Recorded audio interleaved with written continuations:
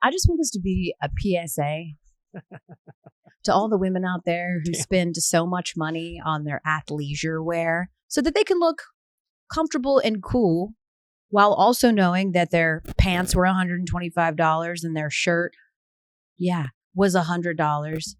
That no matter how cutesy and demure you think you look, there will be someone like Gary to ruin your self-esteem. Gary Streisky looks at me in the current attire that I'm wearing before the show today and goes, "Hey, when you go get dressed for the show, can you then take a picture?" Run the graphic.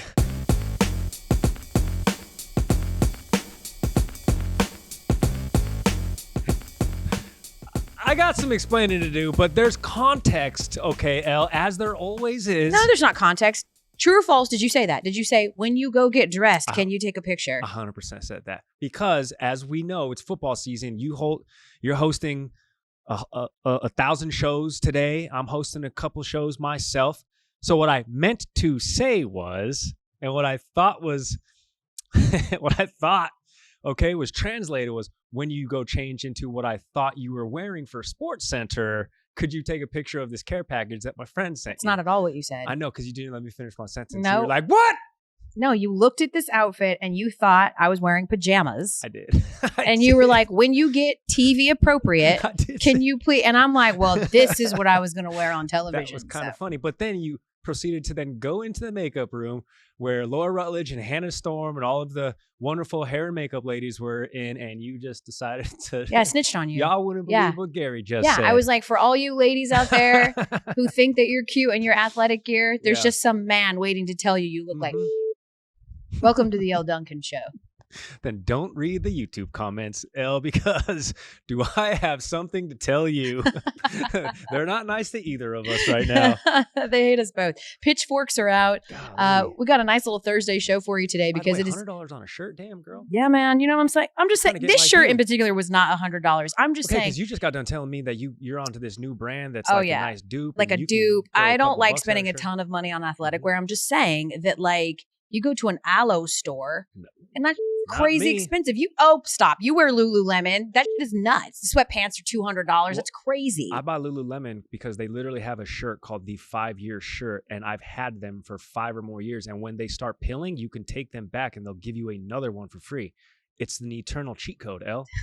You could for real 5 years later go back and be like, man, the stitching's coming loose. And they're like, you're right. Take another one. God, you're cheap. So I'm going to be back in a couple more years. Get my allotment.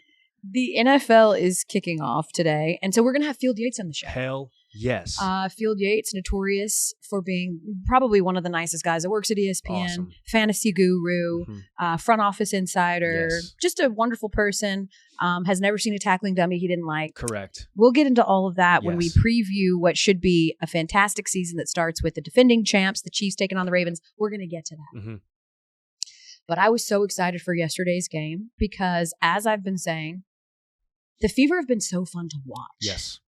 They've been so fun to watch because in the beginning of the season, it was, okay, well, we're watching for Caitlin anyway, and we're watching for, her incredible passes and for her logo shots and to see how much more history she makes. But because, to your point, she's elevated the whole team, everybody's playing so incredibly well. It's awesome. And they were facing the Sparks on Wednesday night.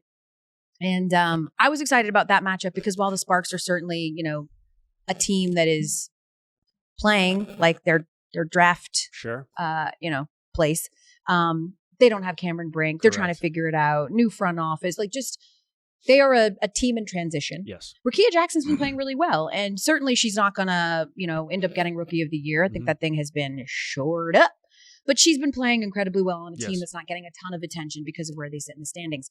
But yet again, the Fever were amazing. Caitlin Clark notches a second triple-double.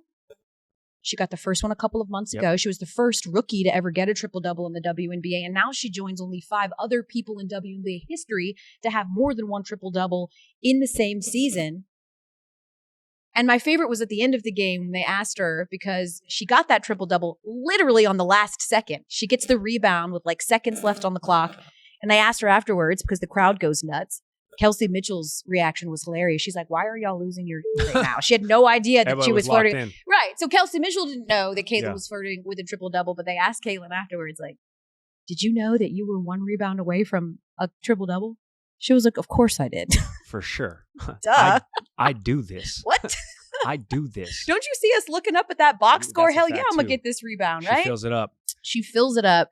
And the Fever already locked up a playoff spot on their night off. Yes. But man, this is the first time that they're going to be in the postseason since 2016, a 7-season playoff drought. And this is exactly what Caitlin said the goal would be this year. You know, people right away were like, are you guys going to win a championship? She's like, pump the brakes. The goal is to get this team, A, above a 500 record, and B, back in the postseason, and that's exactly what they've done. First postseason since 2016. That was 3 presidential administrations ago. First time with an above 500 record since 2019 when they were 4-3 out of the gates to start the season. Elle, I think it's appropriate to start talking about now, while, okay, we could be a little bit ambitious talking about championship aspirations, but I don't think it's too ambitious to say that nobody wants to see the Fever. And we can double down on that right now. As it sits, let's just say for the purposes of this experiment, they're in the 6th seed. So that means they are lined up with the Minnesota Lynx, who Rebecca Lobo said would be the dark horse to win a WNBA title.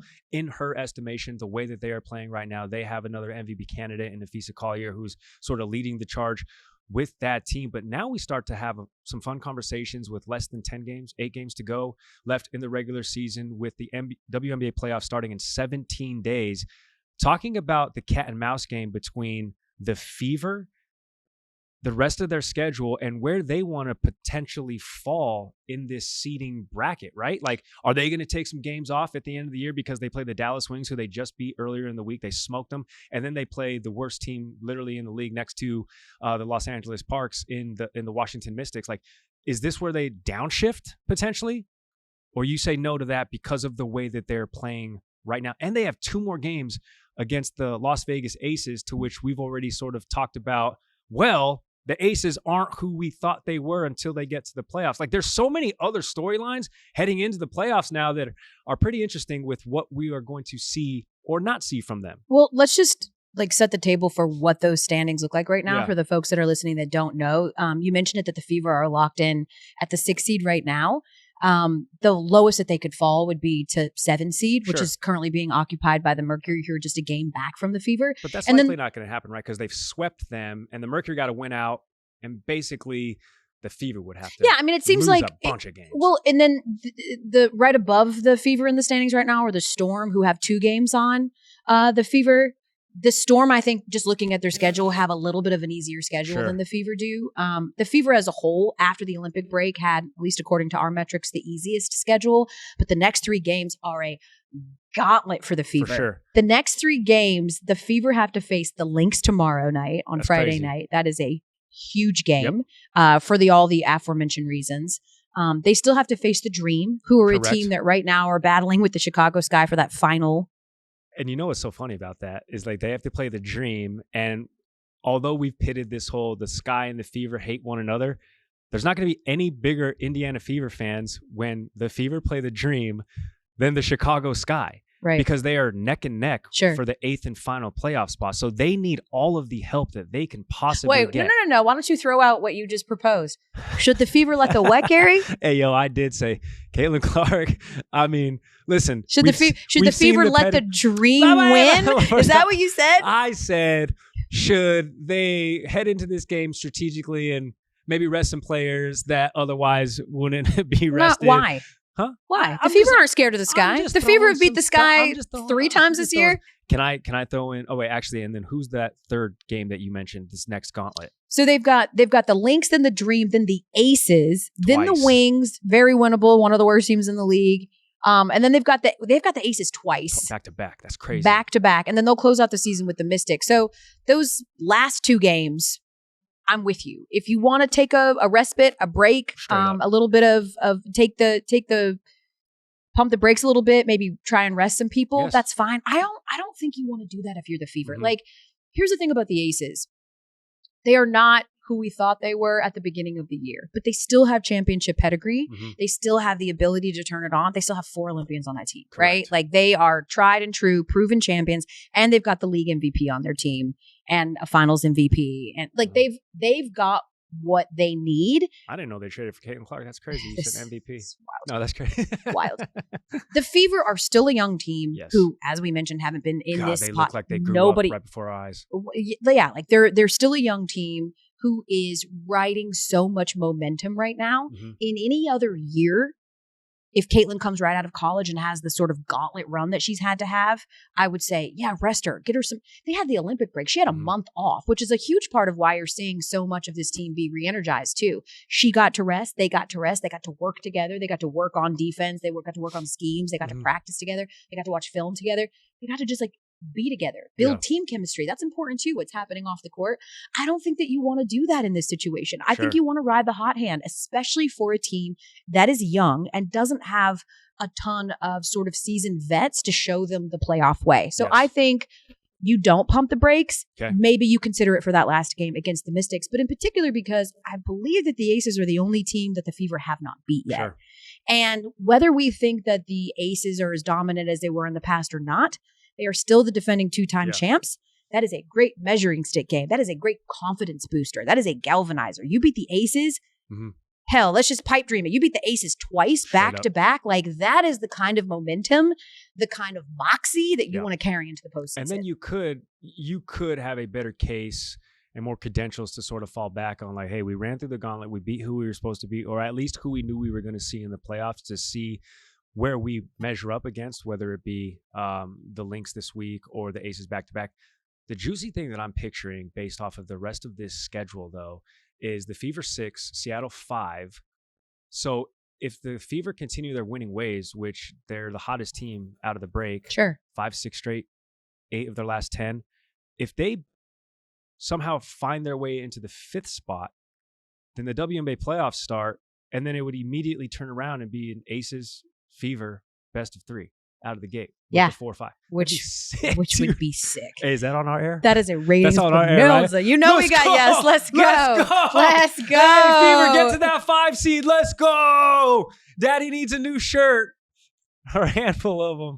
Listen, our colleague Janae Gumake's sister Neka plays for the Storm, and I'm not going to actively root for the Storm to spit the bit and fall apart. That's my bad. But I'm just saying, if it was to happen, it would be an unintended, really great consequence for us, just because that would be an absolute ratings bonanza. Honestly, like the Fever could be playing the Harlem Globetrotters or the Generals, and they're going to do really well. It doesn't really matter right now. Nobody wants them, and you can understand why. I think too, like even the idea of like outlooking the postseason has even changed internally, and you're talking about like, well, even what they believe they can accomplish. I was like, ESPN, because go on. For Caitlin, as I mentioned, for her it was just about getting this team back to the postseason, and for a little bit, it was like, okay, maybe they can sneak in. Oh, they're playing a lot better. Maybe they can sneak in.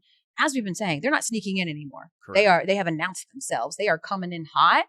But even her comments about making the postseason yesterday tell me that they're dangerous, because she has shifted from we just want to make the postseason to we're not celebrating making the postseason. We actually believe that we can win a series, maybe more. And that is very different than we're just happy to be here, which was the goal before. Just get to the playoffs in that drought, save your coach. Shout out, by the way, to Christy Sides, who got coach of the month. And this is a woman who, like, people wanted her job after a week. I wonder if Lisa Bluter, now that she left Iowa, would come over and coach the Fever. She's just down the way. People were floating that like right away. And Christy kept, sort of asking for patience as well. And now to see her get this accolade, like, good for her. I hope it's a huge relief to her. I hope that, like, we can finally put that to bed. She is not on a hot seat. Like, she knew what we all knew, which is that this team would just need some time. But it's dangerous that now they've shifted from we just want to make the postseason to we don't want to just make the postseason. We want to win a series. We think we can make some noise. And I tend to agree. Listen, optimism and confidence go hand in hand, and it is a hell of a drug. You win that best of 3 out of the gates.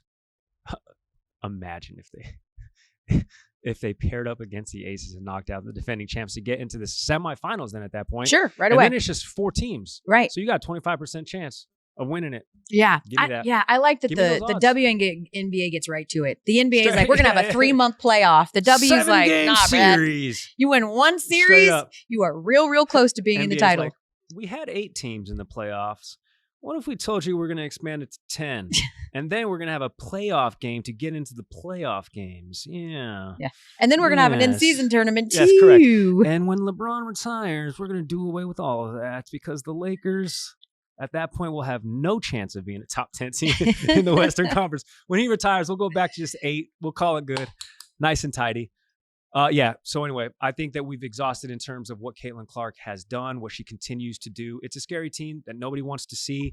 Fortunately, we have the ability to see her for the next a little over half a dozen times in the regular season, and she's going to continue breaking records, the 100 triples, the triple doubles. She's going to get another one before the regular season ends. Kelsey Mitchell continuing to lead the team in scoring. And shouts to Aaliyah Boston, last year's number 1 overall pick. I mean, having somebody be able to facilitate your scoring and be able to basically be the person that you needed all along to really blossom into the position player that you are built into being. That's all you needed. Yeah, well, and here's the thing. The scary thing is I don't even think they've tapped into like half of what they can be. That's true too. Like that is going to be a really, really fun duo to continue to watch. Mm-hmm. But the other thing that I really have always liked about Caitlin in the years I've been covering her in college basketball, and I saw Wright Thompson talk about this on a podcast last week, is her self-awareness. And the thing that's always been really cool about Caitlin is, despite the fact that she is the show, and we all know that, she's always been incredibly deferential. And she was the same way in Iowa. You know, whenever all of the crowds, the scrums, the media scrums, when we would have media availability privately before the Final Four with the teams, she would always make it about her teammates. And the truth is, she knew what we all know is that she can put up 40, 50 points. Yeah. And that has not always been tantamount to winning. Sure. And I thought what was really cool is, despite all of the different things that she ended up getting, she was like, Rookie of the Month and Eastern Conference Player of the Month for August. And then, as I mentioned, her coach was named Coach of the Month. But when she was asked about it, she actually felt like Kelsey Mitchell was snubbed. She felt like Kelsey Mitchell should have been Conference Player of the Month, or obviously not Rookie of the Month, but Conference Player of the Month. And she just talked about like how incredible she is from the 3-point line, from the foul line. She talked about her contributions. And she's like, I'm not trying to be corny, but I'm just so grateful to even be her backcourt mate. And I just think like that to me is what is really special about Caitlin, is that she has always tried her best to make sure that whatever spotlight is on her is also illuminating her teammates, because they can only go as far as the team goes. We saw that in the national championship with Iowa. I mean, her team played really, really well to get them to that championship game. Caitlin couldn't do it all alone, and they struggled in that game, which is why ultimately ended up being, I won't say a blowout, but it ended up tipping very far in South Carolina's favor. And so she knows the thing, which is that as many points and dimes and all of those things, like I'm only getting these assists because my teammates are making baskets too. And I just thought that was really cool. And I think one of those things that we don't talk about enough about Caitlin is that she's a great leader. True. She's a great leader. Definitely. She's a great teammate. And I saw that when she was talking about Kelsey Mitchell, who on any other team that she doesn't have to occupy with the biggest name in the WNBA would probably be getting even more shine. Yep. Like we said before, leading the team. In fact, I mean, she had a 36-point game last week that, had they not got every single one of those 36 points, right. Fever winning streak comes to an end. Yeah. Exactly. I mean, so a quiet great. 36 is Yes. insane. Correct. Like, it's insane to talk about. Yeah. She's been phenomenal. Mm-hmm. We talked to Rebecca Lobo about, a decision that Kelsey Mitchell was going to have to make. Does she leave the Fever in free agency? Sure hope not. She's like, I think we these good. 20,000 people in this arena, nah, I'm straight. I'll stay. I think we good. Which, as a complete aside, do you think you would make a good professional athlete? Because they got to talk so much, especially like baseball players, before the game, after the game, 162 times a year. If you are a professional athlete, basketball player, 40 games in the WNBA regular season, you have to talk maybe, and people might not recognize this because they see the sound bites on SportsCenter and it's, this 40-second curated bit, but it's because it's a 10-minute scrum, 15, 20-minute scrum every single day, not just game day. Oh, yeah. Practices before and after. Elle, we talk for a living.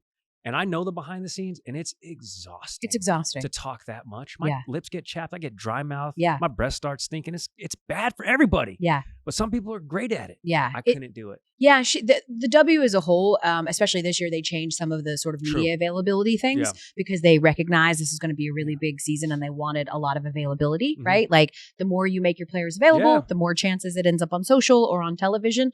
And so they do. They are always available and they are always having to talk. And so, yeah, like, listen, I don't know where the comment section lies or what they feel about what, but I need it to be known to the people who know, and they know, the people who listen, the people who have watched me cover college women's basketball for the last 3.5 years. I'm a huge Caitlin Clark fan. Definitely. I am a huge Caitlin Clark fan, as most of us are. Anyone who likes basketball likes Caitlin Clark. Does she have haters? I'm sure that she does. There isn't a single very famous player walking this earth that does not. Bartolo Colon. I mean, yeah, that guy, I think we all agree he's pretty great. He was universally loved. Yeah. Everyone likes Giannis too. He's very likable. Everybody does like He's Giannis. the guy that's very likable. Yeah. You know, he's so innocent. That's because he'd be letting us into the bedroom where we're not supposed to be. And he's like, hey, baby, you want to... And I'm like, whoa. I know Twitter's changed, but damn, do you got to pay for this? Right. But I have only ever taken issue with the discourse around her. Sure. Not with her. I think she is great. And I think that it is not her responsibility. Some people say things like, well, I wish that she would do more to calm a small group of her fans from being so nasty. I don't think that's her responsibility. It's not her responsibility to check. If you don't give it air, right? If you don't, if you and it's not, well, it's not her responsibility to carry. She already carries the weight of the league and her team and her endorsements and her family and all of this pressure already. It's not on her to be burdened by social media clowns. So I don't think it's on her to do that. I think she spoke to that a few months ago. I don't think it's her responsibility, but I do think it's the responsibility of people to know that when you are endorsing another player, it does not mean you are indicting her. That's correct. When you are giving love and showing love to someone like A'ja Wilson because you are so impressed with her play, because you think that she is the MVP, and I would say most basketball minds would agree with you on that, it's not because you don't think Caitlin's great. When you are making these arguments or having debates about players, unless someone explicitly goes, I think this person sucks, that's not hate. It's just discourse. And in general, I've been very, very disappointed in the discourse that surrounds her, in the weaponizing of her, but not with her. This has nothing to do with Caitlin. I'm an actual fan, which is why I knew early on she would be just fine, which is why I knew they did not need to stack the decks in her favor, which is why I was not one of the people going, why would you make her schedule so hard? I knew, because I watched her, that she would be a dog. And man, she is a dog. And I love that the personality is coming out now. Sure. The Caitlin that we saw in college, that's shushing the crowd, that's like playing it. Like that fire is a huge part of why she also became so popular. It's scary for her ops. Right. But that's what I'm saying is like she was doing that in college. Correct. And I think there was a large part of her that wanted to be a little bit more reserved. You come into a new place, right? You want to like get the lay of the land. You want to be that person. After the fact. 100%. She's like us, Gary. She's like us, Gary. Just like us. Just like us. But I love to see her. It feels like she's coming out of her shell. In the personality department as well, and giving us so much of that. I mean, I remember 2 years ago, so many of the questions for Caitlin and even for Angel before they sort of were pitted against each other before they played in the tournament. And the questions were always surrounding those two in terms of, you know, showing fire and talking your mess and like, is it appropriate? And both of them saying that similarly the same thing, which was, this is like, Caitlin's like, I grew up playing against my brothers. Yeah. Like that's what we do. We talk like that's what's missing from the game is that like we should be allowed to be that confident and we should be able to be braggadocious and beat our chest and play into the crowd and play into the rivalry thing. Like that should be a part of the game. And for the beginning of the season, despite how well she was playing, that's still, I wasn't seeing that from her. And now like she knew she had to earn it. I love it. She knew she had to earn it. I love it. She has. And boy, has she. Let me surmise. Okay. Elle Duncan says Caitlin Clark for MVP. Okay, all right, we'll be right back. Got to take a quick commercial, but you heard it. Elle said it. This guy. I'm so excited about the Damn. kickoff to the NFL season. I'm more excited that we get to bring in this momentum occasion. I said momentum occasion. Hell yeah. Hey, Momentous. this next guest can get us flustered a He's little making bit. me a little nervous. Yeah, I get it. He's very smart. He's very handsome, even though he's apparently very bad at tackling dummies on the beach. I'll need to see some proof. To be determined. Field Yates, our NFL superstar, our fantasy guru, joining the program. Field. For those people that don't know, what happened to you when you were in the Bahamas, Field? Elle, I think it's an interesting question that you lead with there, because I'm wondering what happened to the tackling dummy. No one's asking about him, and he might be broken in half. It was for our fantasy draft order. And the best part was, maybe not the best part, maybe the worst part in some ways, was that this was this big event. We're doing the first time all these fantasy leagues and all these people that love fantasy football met up in the Bahamas, of all places, like one of the coolest places on earth. And all of these people are hardcore into fantasy. So I sort of came under the microscope when it was my turn to compete in the 40-yard dash and the obstacle course. So everybody had their camera going. Like, after the fact, my wife, who was en route on a plane when this took place, was like, well, did anybody catch it on video? And I was like, which would you like? You know how like the NBA has, because it's an arena, like they have just, it's so easy to fix cameras. Like Steph hits a three and it's like, let's see it from 37 angles. 37 angles of my attempt to tackle a dummy, which was successful. It just also successfully dislocated my shoulder and tore my labrum. I don't mean to laugh at that exact moment. It's Can okay. I just say how ridiculous our jobs are? Because Field led that whole thing with, I was in the Bahamas, kind of liquored up, doing an obstacle course. Dude, No. our jobs are It's fake, a man. It's get-to unbelievable. job. But Field, you're going under the knife, dude. Are you gonna be okay for like football season? This is your I'll be livelihood, okay. man. But yeah, I'm having surgery next week. Yeah, I'm going into a little labrum tear surgery. So that'll be me. Oh my God. You know Yeah. what I love First about casualty. Field, though, is his commitment to the bit, because Yeah. afterwards, when you watch Yes. the exact moment where he dislocates his shoulder, you see everybody come up to celebrate with him, and like Yeah. right away the arm is dead. Yes. The Mm. arm is completely dead. You can see that is out me of alone. socket. I mean, it is. Correct. And he's still like, he's still like trying to high five Daniel Dopp and and he's still like, yeah. And he's trying to stand there and be a G. He's got his muscles out. It's the gun show. He's standing there in trunks, and he is clearly in pain. Mhm. But he has committed himself to being the tough guy, and he toughed it out. And I'm just really proud of you, Field. I'm very proud of you, and it's very relatable. You know what you got high on? Not liquid courage. You got high on the moxie of people being around and expecting you to perform. Yeah, This for has sure. happened to me. If you put me on a stage Yes. in front of a big group of people and you put on, I don't know, swag surf, Anything? I'm gonna use my knees. Yes. And the problem is that these knees are now 41 years Oh old. my God. But you can't tell me that, because I think I'm Meg the Stallion. Uh-huh. And I Mm. did that recently, and everyone was losing their mind. Oh no, the auntie's out here, dropping it and doing her thing. I could not walk for 3 days, and I'm pretty sure I tore my ACL. It was worth it. Ooh. 100% it was worth it. It Are was you worth sure it. about that? Yeah, God, that's a good 'Cause I question got of whether the- it's worth it or not. it's- But Elle, I have seen you. Like, you are, I mean, and everybody knows as like legendary ESPNer, but like I really believe, like, if you had to put anybody from ESPN in like a talent competition, like one of the shows, whatever, America's Got Talent, American Idol, like you would definitely be pick 1.01 from ESPN. Like every time I see you, hear you sing or impersonate somebody or dance, I'm like, where did we find Elle Duncan? You are a unicorn. Congratulations. You're very sweet. I love when people say that too. I'm like, yeah, I'm the best singer out of SportsCenter anchors. I'd say I've Gary. handicapped the field a little bit. I would say ESPN if that makes you feel any better. I Not don't just know about SportsCenter. that. I don't want to pigeonhole you into SportsCenter. I Who's feel like even I'm the only- second? Yeah. Listen, I'm the only one annoying and audacious enough to sing all of the time. So I think Right. that's There it probably why. is. I'm sure there's some hidden talent. People just, have shame. 1v1. Yeah. And they don't want to like show that they can do it. But I listen, get it. Field, let's get to the main thing, because the NFL season officially kicks off tonight. Tonight is Thursday. That's when we're taping. That's where we're talking to Field. So we want to play a little game with you called Field in the Field blanks. in the blanks. Let's get it. Let's get it. Let's get it. Horn, horn, horn, horn. It's very self-explanatory, but we'll explain it anyway for the people in the back. We will just give you a sentence and you finish the statement. Are you ready, Field Yates? I am ready. Don't be surprised if Josh Allen wins the NFL MVP this year, which I don't know how audacious that is, but it is my pick. It has been submitted on ESPN.com and actually posted, I think, a little earlier today. The Bills are an interesting case test right now. There are some people that are sort of like, maybe they're a house of cards after trading Stephon Diggs and losing Matt Milano, one of their best defensive players in the preseason. Like, is this team going backwards before we can take a big step forwards once again?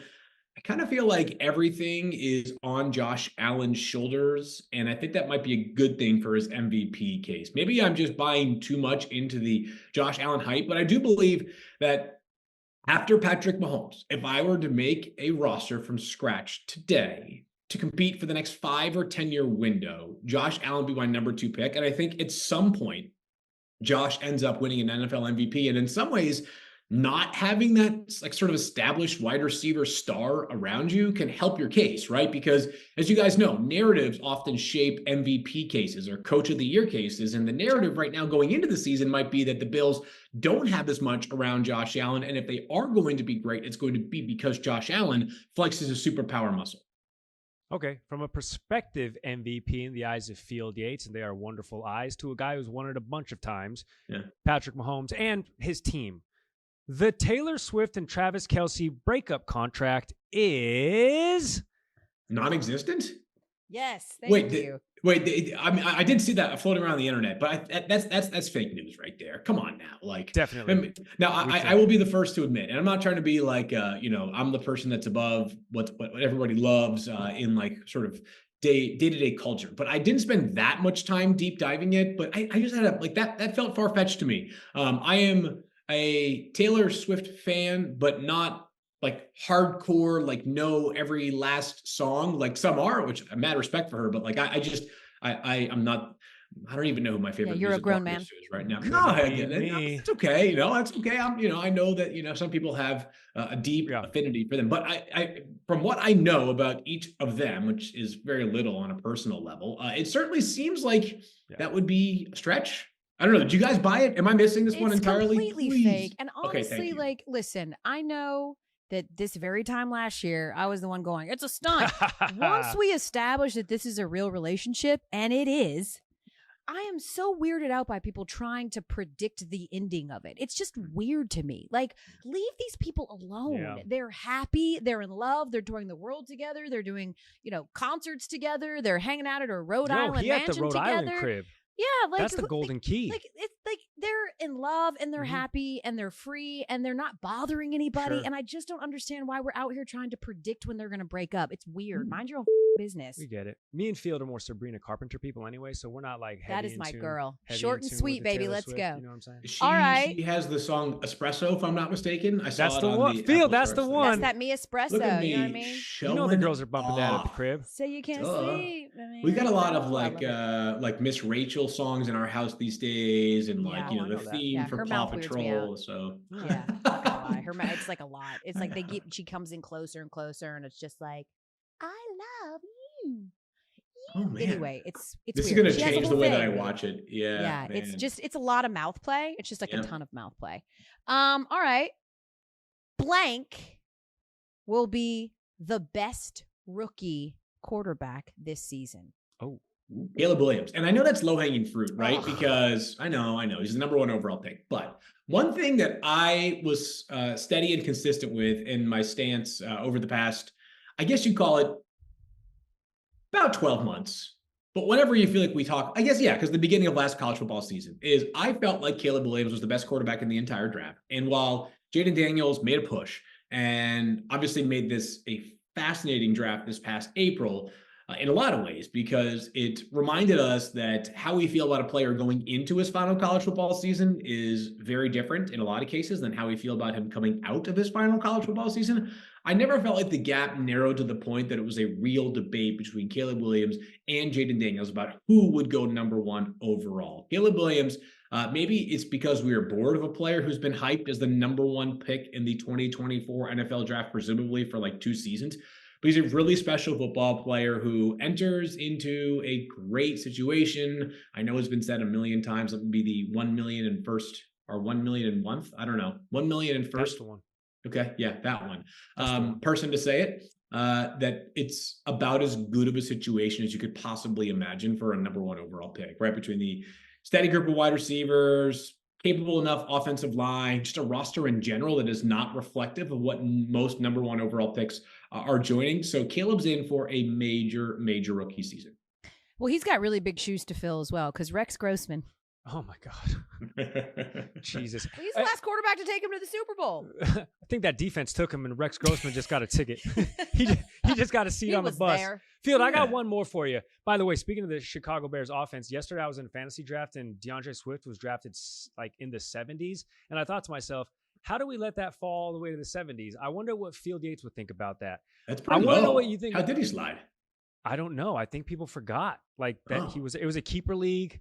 I thought it was T Swift, not D Swift. And they were like, no, I'm sick of it. Like, you can't play. 5 times in 30-second promo? That's a little too much. Okay, Phil, last one for me is Aaron Rodgers will have a blank season. Good season, right? But man, I tell you what, like coming in, like, yes, like right now we should be optimistic about the Jets, right? Because right now everything is, other than Hassan Reddick, who as of right now is not with the team, but like everything else is in place. Like the offensive line is still all healthy. Like they have 6 capable offensive linemen.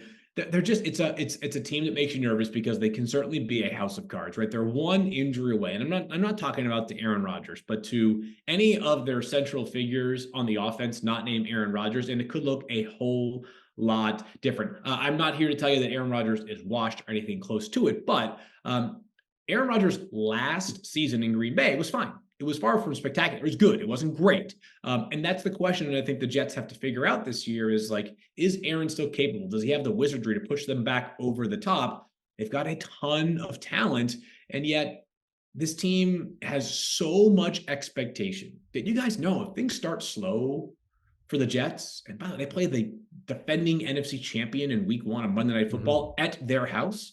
It could be a very, very interesting pressure cooker for the Jets because it's New York.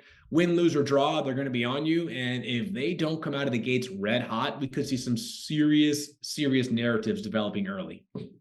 Hassan Reddick leverage play. He wants the Jets to get smoked. Yeah, he does. Ooh. I mean, listen, like a big part of I am on team. It's a bigger loss than people are making it out to be. I think I hear a lot of our sort of coworkers say like, well, he was never on the team, but so much of how Hassan they Reddick. like to run Hassan Reddick, right? Like he's joining this team. How can he be a significant loss when he's never been on it? But so much of what they like to do defensively is predicated on them having a great pass rush, and they lost their guy, right? Yeah. Like Bryce Huff is gone. I just think it's a bigger deal than we're making it out to be, but I also think that's a very measured approach about Aaron Rodgers. It's okay, you guys, to say, we don't know. We don't know how a 40-year-old coming off an Achilles tear is going to respond. True. We don't know. And that is okay. The dude's been hurt a lot. It's not just the Achilles tear. Even his last season with the Packers, he was hurt, which is why he said it was such an average year. So I think it's okay to go, we don't really know. We don't know because so many people are just giving him the benefit of the doubt, but we don't have any test cases for 40-year-olds coming back from Achilles tears and being fantastic, but certainly we'll see. I've got one more for you. The worst fantasy football punishment that you've ever heard of is... Ooh, I mean, I've definitely heard of people like having to serve as human targets for paintball guns. That sounds painful. Like I wouldn't do it. I thought this was a good forward, one. Like, naked. Yeah, this was a good one in a league that I'm in. 11 buddies of mine. So there's 12 of us in total. So the loser had to run 8.5 miles to a bar. The rest of us were at the bar with his credit card. And once he started and until he got to the bar, the credit card was ours for the taking.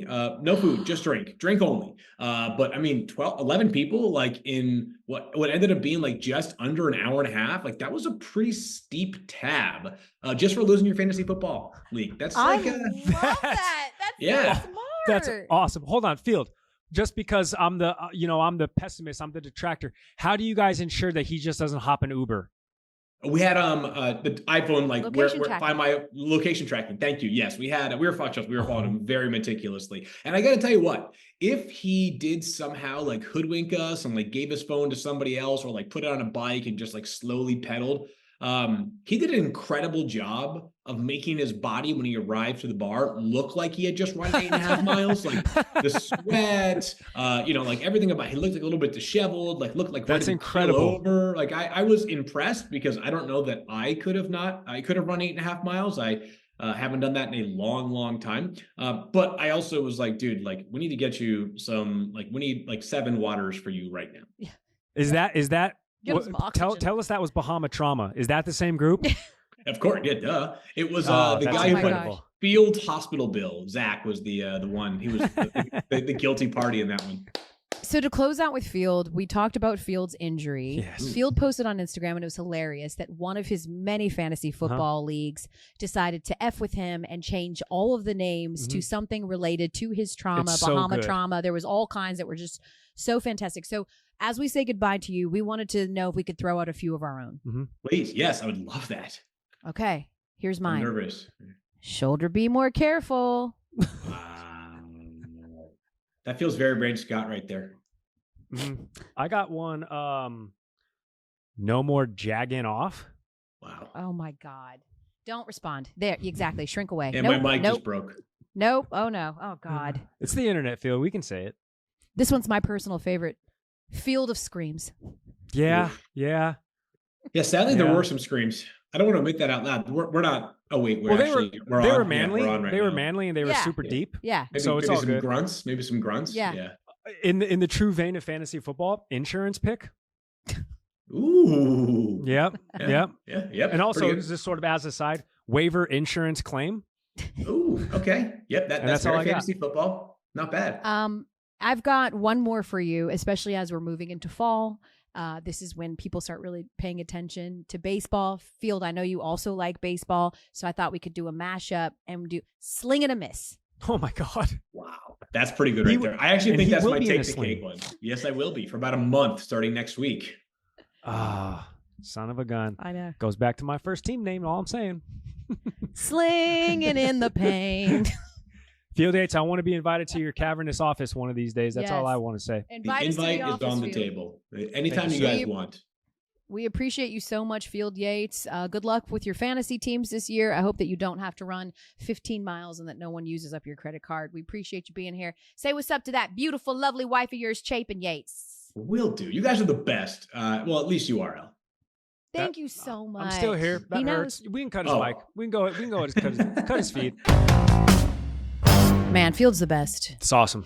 I didn't get any predictions from him, the real Correct. expert, so I guess I'll just settle on Yeah, you. That's hurtful again. Ravens Chiefs Thursday night to open up the season. Who you got? Well, actually, Elle, I'm actually super excited to do this because I thought I was going to just have to find out tomorrow when I do the highlight because I you thought didn't it was know going to it be was- behind yeah, a paywall. yeah. But you, It's on network TV. as you do, Mhm. gave me that good information about how it's available on standard cable. So now I'm more excited. So I don't care who wins, but I know it's going to be the Chiefs. The Chiefs, okay. I mean, they're calling it a revenge game, AFC Championship. Ravens dropped the ball, but it's Patrick Mahomes until proven otherwise. Yeah, I mean, anytime you choose against the Chiefs, people call you an idiot. And anytime you choose for the Chiefs, people call you an idiot. True. Oh, wow, what a Yeah. stretch. Wow, great analysis. It's like our Way to Caitlin go. Clark comments right now It on really YouTube. is. We're It's all like, idiots. Yeah, it's like we're just stupid. Both of us are dumb. I'm only going to go with the Ravens I'll go with the Ravens for this. Idiot alert. I'll go with the Ravens for this reason, which is that because of injuries, the Chiefs defense Okay. only took snaps together. At least their projected starting offense or defense only took snaps together this week at training camp. So there's going to be a lot of in-game adjustments that are going to happen. Also because the Ravens just completely abandoned everything that they do well in that AFC Championship game. I'm hoping the ball. Run the fucking ball. I'm hoping that they've learned their Yeah, lesson. they I think got Derrick Derrick. Henry, right? Like they got Derrick Henry now. And because if the Chiefs ever show any weakness, it's in the beginning of seasons. Sure. I mean, So they the lost be- last year's opener. Exactly. So they're the most gettable in this first game. I'll go with the Ravens for that reason alone. How do we feel about tomorrow night, Sao Paulo, Brazil, between the Packers and the Eagles? Who you got? All right, so that one is behind a paywall, so I'm going to have to let you know Saturday morning. Oh, perfect. Give me the Eagles. I know Jordan Love just got paid, and Mhm. yes, people are already calling him a top 5, top 6 quarterback in Mhm. the NFL. Understand that the Packers went on an absolute heater on the back half of the season. They beat the Cowboys in the playoffs.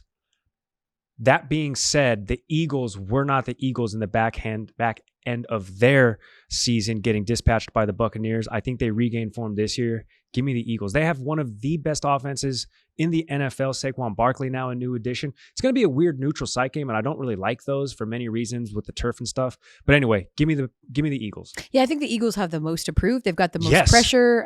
Certainly, they need to show that they're taking steps. In particular, Jalen Hurts. They were very predictable last year on offense. They've got Kellen Moore there now.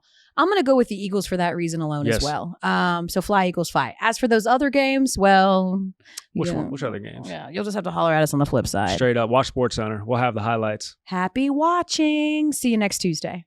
Oh, yeah. Rate, review, subscribe, tell somebody about it, or just, yell at each other in the comments. Get in those YouTube comments. We don't care if they're mean or otherwise, as long as y'all engaging. Get them numbers up.